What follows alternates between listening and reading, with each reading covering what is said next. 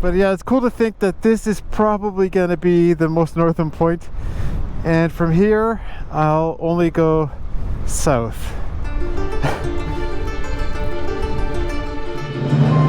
My journey began at North America's most northern drivable point. After riding through Canada and America, I've crossed over to Europe. From there, I'll make my way across Asia and down to Australia.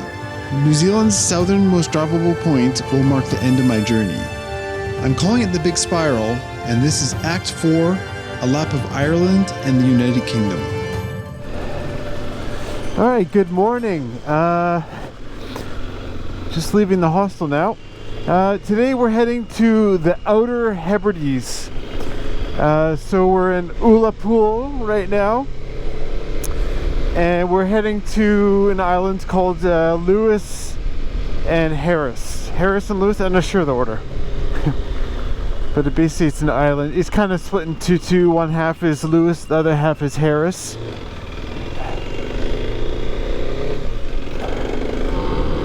So I'm just gonna let the bike warm up a little bit here, but you may remember yesterday I was talking about my clutch slipping, and I'm pretty sure it is. So I actually looked up when I changed my clutch last, and that was in Fairbanks, Alaska. So actually a fair distance ago, and I looked up when it was the bike had about 8,000 kilometers on the clock. What does it have now? It has 26,655 kilometers on the clock now. So basically that's 18,000 kilometers, 18,500 kilometers since the last clutch, which is a big improvement over the last time. But it still feels kind of short to me, to be honest. It still feels a bit low. So maybe after this corner I'm just going to do a little acceleration and see if it slips. 18,000 kilometers, yeah, it could be better for sure. Okay, I'm just going to slow down and just do acceleration here.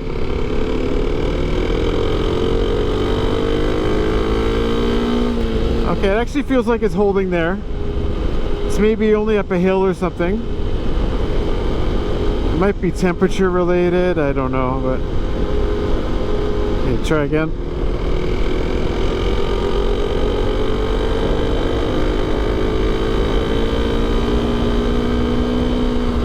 Seems pretty good right now, but I'm pretty sure it was slipping yesterday, but I don't know. Might need a hill. It might need a hill. So it's a beautiful morning for a ferry ride, but it's actually I think it's a 4-hour ferry. So I'm just going to go to the grocery store and get some food, because I know the food on the ferry is not going to be cheap. So when I was slipping last, it was uphill in a higher gear. So let's try it here.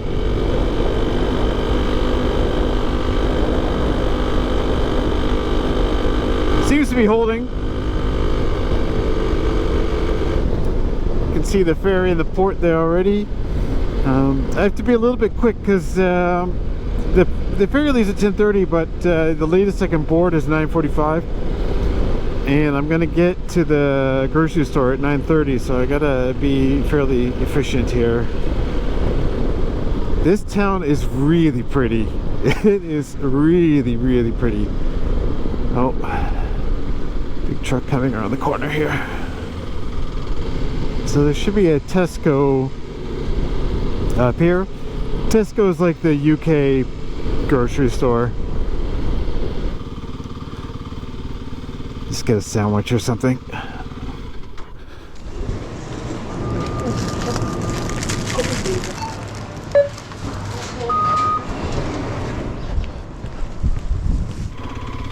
Alright, sandwich acquired. I don't know how to get out of here. I remember the ferry terminal was right by the chip shop, the fish and chip shop, yesterday. Oh, people are getting off.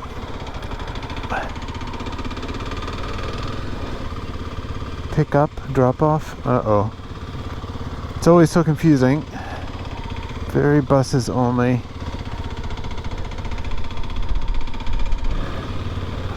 There's the line there. How do I get on this thing? Oh, cars. Hi. You did. Is this how I get on the ferry? Yes. Alright, I have a booking. Oh, don't drop that. That thing? Yep. That's perfect. So we're just going to get you to park facing this way at lane 15. 15. Yeah, so just go round. Just go in that way that way, okay. and go round All right. to 15.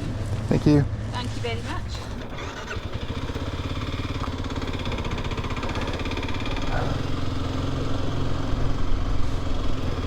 Lane 15.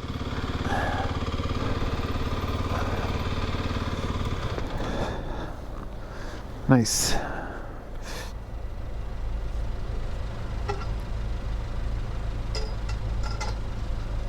That's you. Good to go, buddy.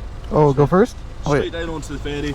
Okay. And the boys in the boat will tell you where to stop, okay? Okay, cool. Thank you. No problem. Take care. Alright, it's my turn.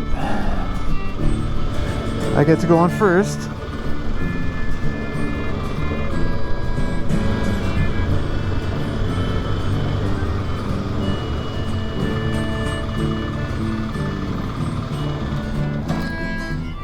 Oh.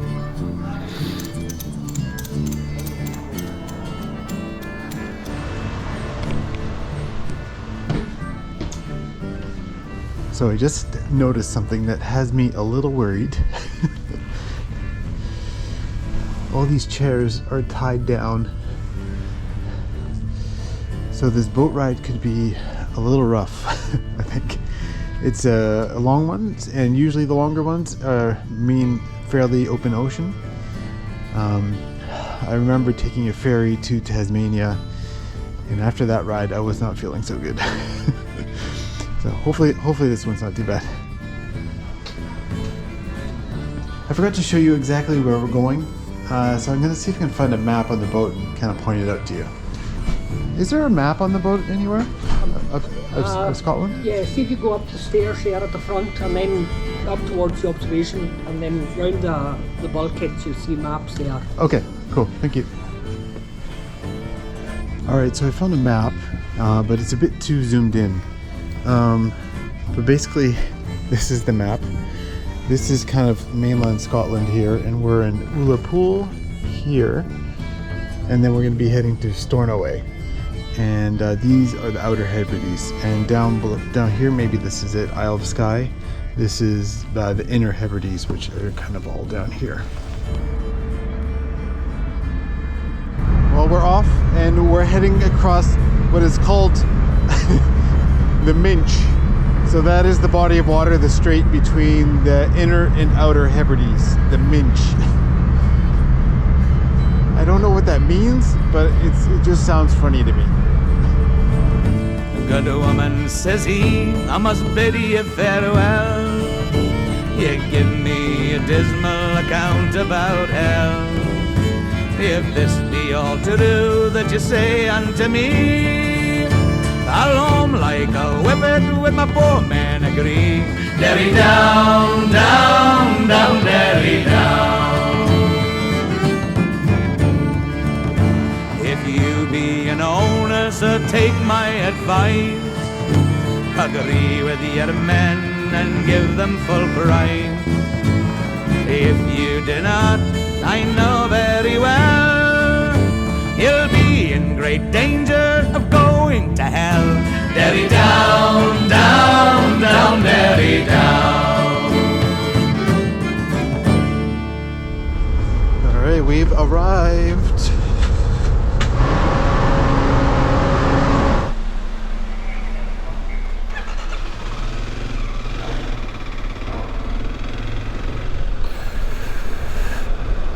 Alright. I found a Hebride. Okay, I gotta figure out where I'm going. Because, well, sometimes there's a plan, but often there's no plan. just figure it out. All right, here. This is good.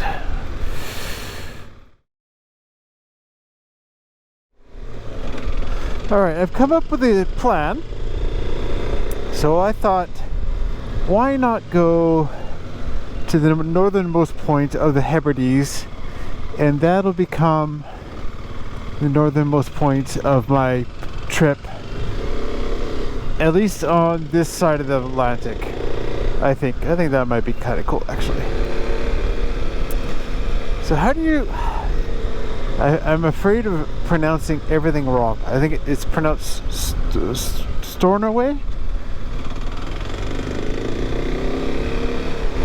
Yeah, Stornoway High Church right there. You'll notice like a lot of the signs here are in Gaelic, and yeah, I think the more you kind of get remote, the more Gaelic you'll find in the United Kingdom. Whoop. Birds. No fighting.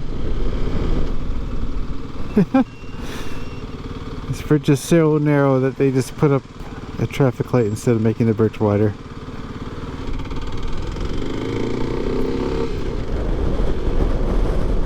Well, this is quite the landscape. Wow. It's almost like a desert, but it's the opposite. It's just super wet and saturated. Well, there's small islands. I've crossed it already. That's the Atlantic over there. It's so windy. Oh, I think we'll get to the top. I see water there. Port Nis. It's funny, you see this house, fairly new, and then you see that one, not so new, and exactly the same design. Kind of cool. Oh, I think I'm reaching the end of this road. I had to turn back. Oh, look at that beach. Wow. Very cool. Oh, may as well ride out here, huh? I don't want to end up in the Atlantic, so I'll just take her easy. Oh, it is a bit slippery, the ground here. You can see part of this has already fallen into the ocean.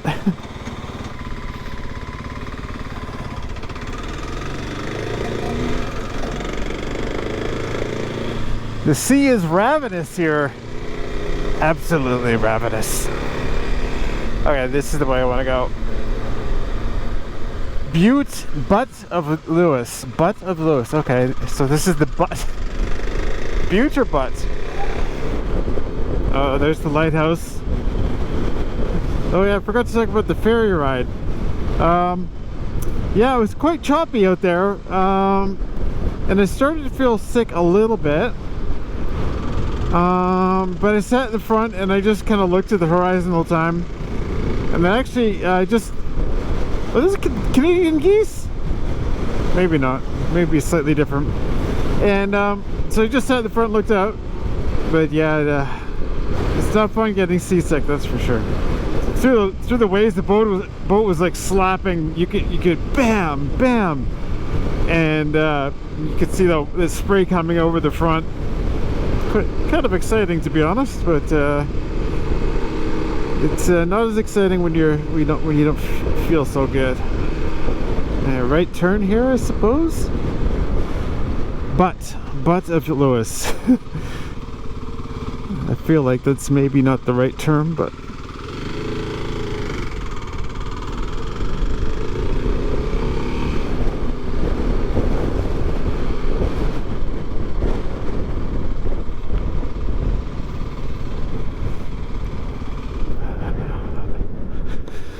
oh, it's beautiful rock here, isn't it?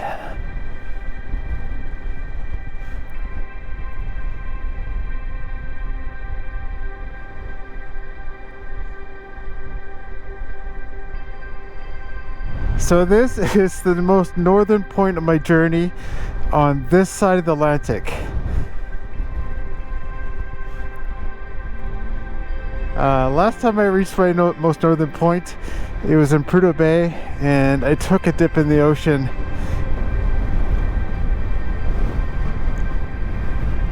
And I think on that day, it was actually warmer than it is here, and that was at the Arctic Ocean.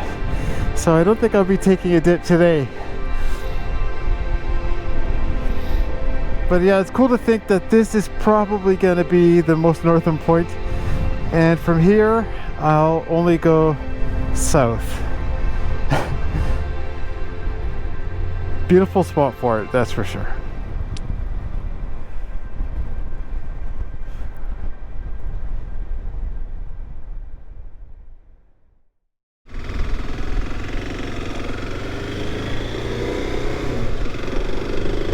All right, well, it's time to head south. Let's go south for a while.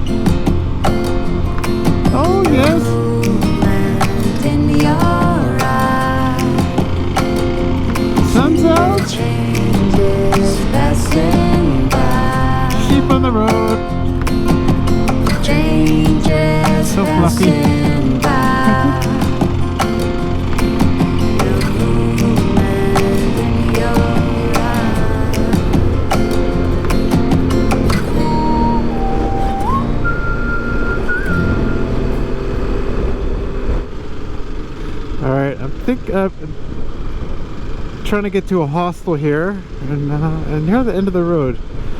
Yeah, I was a bit confused because they advertised like a hostel, and I just assumed the hostel was going to be in a more traditional building, but all these buildings are built in this old style with like a dry stone walls and stuff, and all the pictures of the hostel on the website look like a traditional building, but actually on the inside of these dry stone buildings is a normal building. So, but yeah, let me just figure all this out, and then I'll give you like a little tour. Oh, the other thing I forgot to mention is, oh, maybe you can see it. It's hard to see here like this. My fender, the bag on my fender down there is missing. It's gone. I don't know where it is. I just got on the bike at some point and I'm like, oh, it's gone. So that didn't last very long. Oh yeah, it's right by this old village here.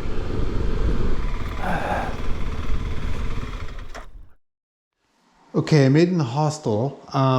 As you can see, the inside is looks totally normal. So this is a bit why I was confused. I thought it was just going to be a normal building, kind of separate from all the cool ones, but actually it is one of the cool ones. So here, let's go out here. So this is the building I'm staying in.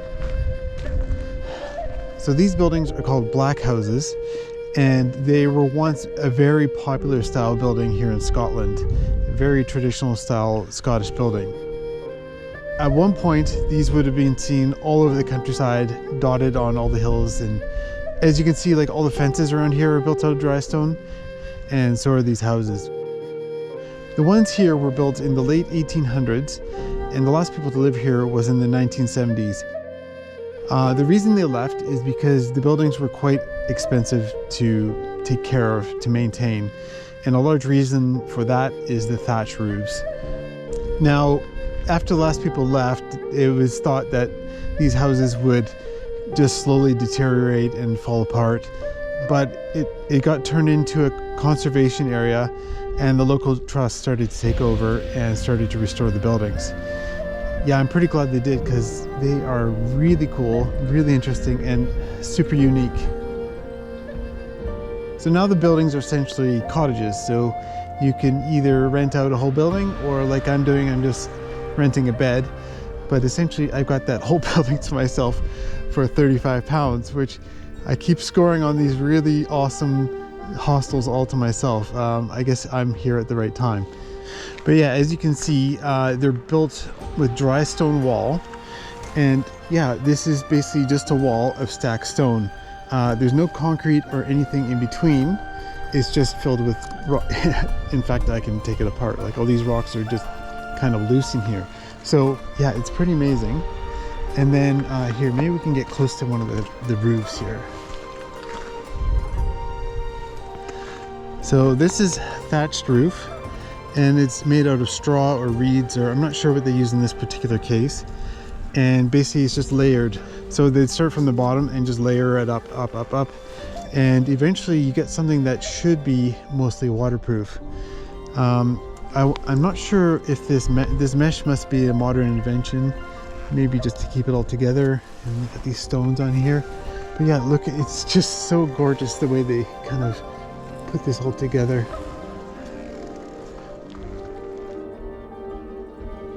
Now another thing I noticed over here is there's a pile of peat here. And the last time I spoke about peat was in Ireland. And it's basically something that the local people here use to heat their homes. It's basically old, organic, decomposing, everything that you see below the fields here. It's just layers and layers of grass that's kind of piled up over the years. And it's I guess it's in a way like wood, like it's probably like a carbon-based thing. But yeah, they'll pull it out of the ground. Obviously it's wet when they pull it out, and they'll let it dry, and then they can use it to burn. And when you ride your motorcycle around Ireland or here, you'll occasionally smell this smell. It's a very unique smell of this peat burning, and it's just someone's heating their house with it. Now the dry stone walls, you would have probably thought they would be fairly drafty, but actually they're double walled. So that means basically there's two walls. And so I imagine that would have cut down the drafts a fair bit. And then obviously these ones now, they have a modern interior, so there's no draft, and I'm sure they're quite well insulated now. And originally the heating was a fire in the center of the building. And as you can see, these ones have chimneys on them. But back in the day, they did not have chimneys. So how did the smoke escape? Well, since the roofs were thatched, they were fairly porous, I suppose, and the smoke would go through that, leading to a lot of soot. So that's probably one of the reasons why they were called black houses, because all that soot from the fire would just kind of blacken the whole thing. The floors on the original black houses were dry earth, or basically just dirt.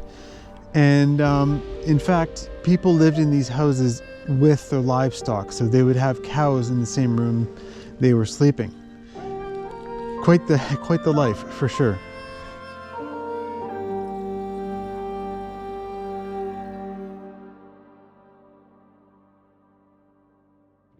Well, I must say, this place is really cool. I didn't expect to be staying in one of these old black houses. I thought I was going to be staying like in a place next to it, but I'm in one. It's really cool.